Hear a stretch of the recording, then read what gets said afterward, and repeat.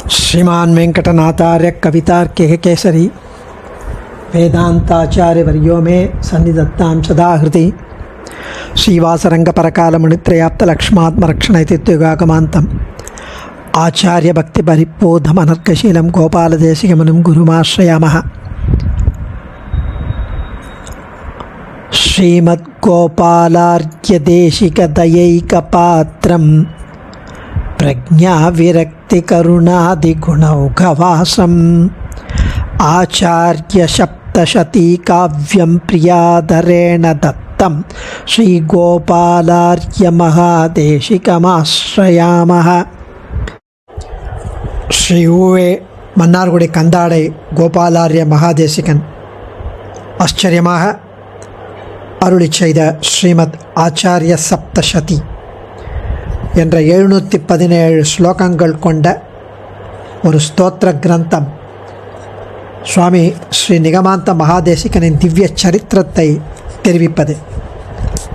ரொம்ப ஆச்சரியமான சமஸ்கிருத ஸ்லோகங்களை கொண்டது. அதனுடைய தமிழ் அர்த்தங்களை அடியேன் யதாசக்தி அனுபவித்து கொண்டு வருகிறோம். அதை அடியேன் ஏதோ ரீப்ரொடியூஸ் பண்ணுறேன் யதாசக்தி. அதுவும் சுக்குமி லகுதி பிலி அப்படின்னு 88வது ஸ்லோகம் இன்றைய தினம். சப்தத்யதிக த்ரிசதி சகிதேஷு கலேஷ்சதுஸ்ஸஹஸ்ரேஷு வர்ஷேஷு பிரத்யாதேஷ்வந்த்யே தத்ரைவ விபவாக்யே சப்தத்யதிக த்ரிசதி சகிதேஷு கலே சதுஸ்ஸஹஸ்ரேஷு வர்ஷேஷு பிரத்யாதேஷு அந்த்யே தத்ரைவ விபவாக்யே. அதாவது கலியுகம் ஆரம்பித்து 4370 வருஷங்கள் முடிஞ்சு விபவ வருஷமானது நடந்து கொண்டிருந்த சமயத்தில் அப்படின்னு அந்த ஸ்லோகம் முடியலை, அது அடுத்த ஸ்லோகத்தில் முடிய போகிறது. அந்த சமயத்தில் 4370 வருஷம் கலியுகம் ஆரம்பித்து முடிஞ்சிடுத்து. அப்போ விபவ வருஷமானது நடந்து கொண்டிருந்தது.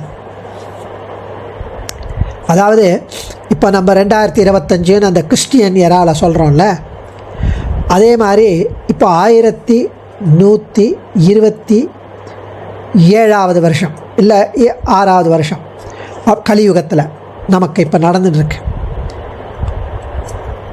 ஸோ இதுலேருந்து இந்த 4370 கழிச்சுமான அவர் சொல்கிற 4370 வருஷங்கள் கழித்து இந்த நடந்து கொண்டிருந்த சமயம் அதை கழிச்சோம்னா 758 வருஷம் வரும். 757. ஸோ இது தேசிகன் அவதாரம் பண்ணி 757வது வருஷம் இந்த வருஷம் நம்முடைய இப்போ இருக்கிற வருஷம். ஸோ 757 வருஷம் கழிச்சோம்னா 4370 வரும். கலியுகம் ஆரம்பித்து 4370 வருஷங்கள் கழித்து விபவ வருஷம். இதில் சமஸ்கிருதத்தில் விபவம் அப்படின்னு சொல்லுவாள் அந்த வருஷம், விபவ வருஷம். ஸோ இப்போ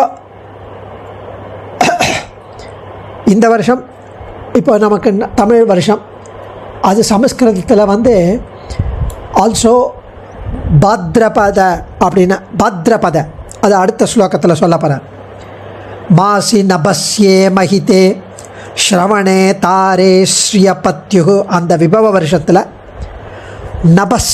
நபஸ்ய மாதம், மாசி நபஸ்யே மகிதே ஸ்ரவணே தாரே ஸ்ரியபத்யு கண்டானந்தார்ய குரோः புத்ராகாரேண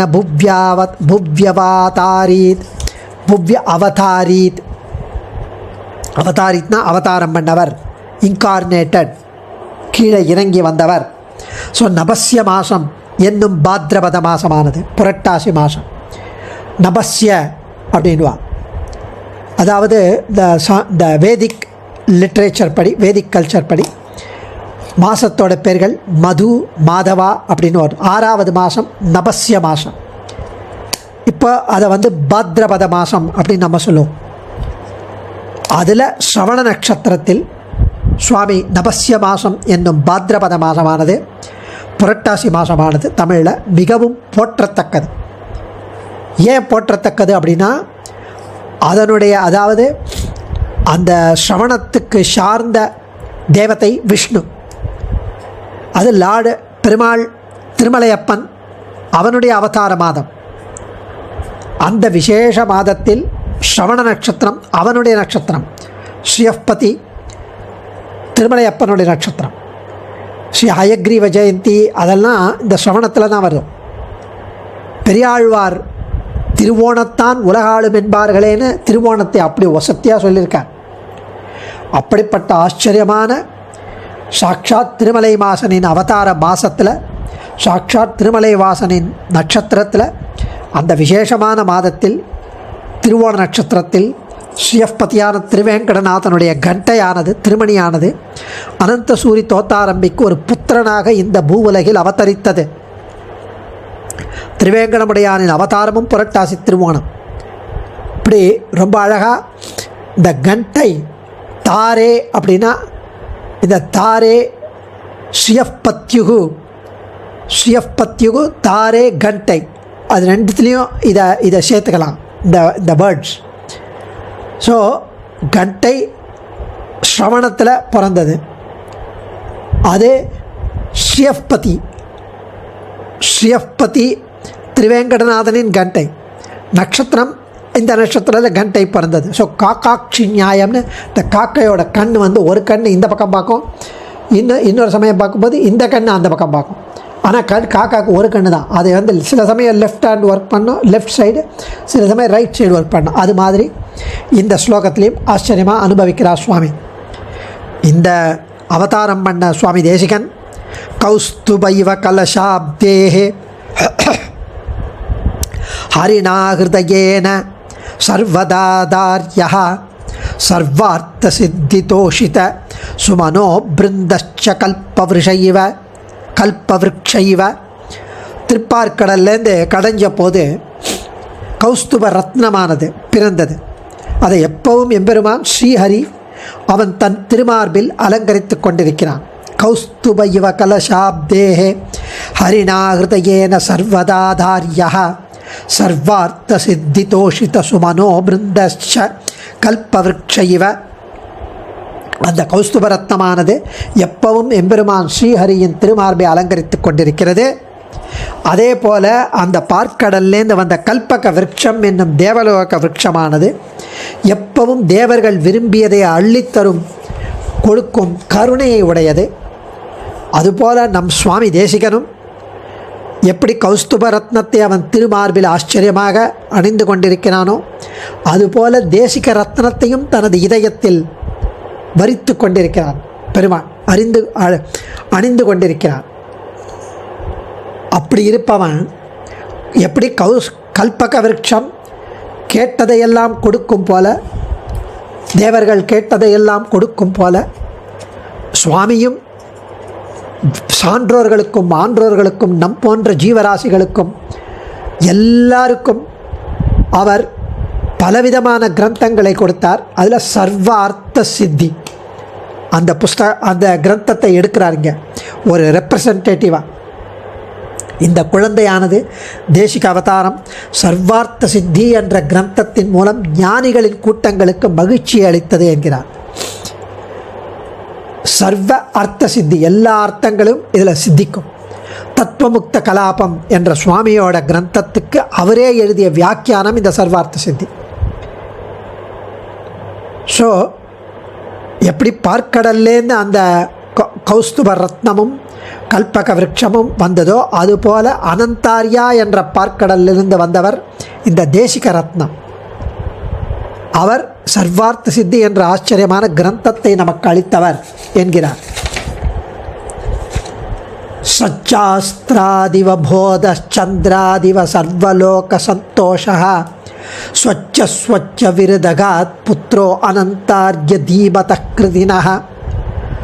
சச்சாஸ்திராதிவ போதः சந்திராதிவ சர்வலோக சந்தோஷः ஸ்வச்ச விருதகாத் புத்ரோ அனந்தார்ய தீமதः கிருதினः. நல்ல சாஸ்திரங்களால் எப்படி நமக்கு ஞானம் உண்டாகுமோ, ரெண்டு உதாரணம் இங்கே. நல்ல சாஸ்திரங்களால் ஞானம் உண்டாகும். சந்திரனின் ஆச்சரியமான ஒளியால் மகிழ்ச்சி உண்டாகும் எல்லாருக்கும். அதுபோல இந்த குழந்தையானது செறிந்த ஞானமுள்ள சத்துவ குணமுள்ள அனந்த சூரிக்கு மைந்தனாக பிறந்து அந்த குழந்தை பொலிவுடன் விளங்கியது என்கிறார்.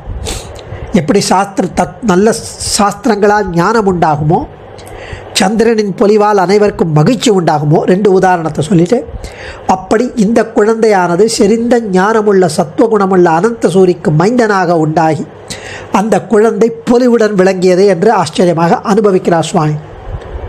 இஷ்டான் கதிபய சிஷ்டான் ஹிருஷ்டமனா மந்திரம் சம்மானிய அத ஜாத கர்ம சக்கரே அனந்த ஆச்சாரிய சிசோரியதா விபவம். இந்த இடத்துல இஷ்டான் கதிபய சிஷ்டான் ஹிருஷ்டனா மந்திரம் சமானிய.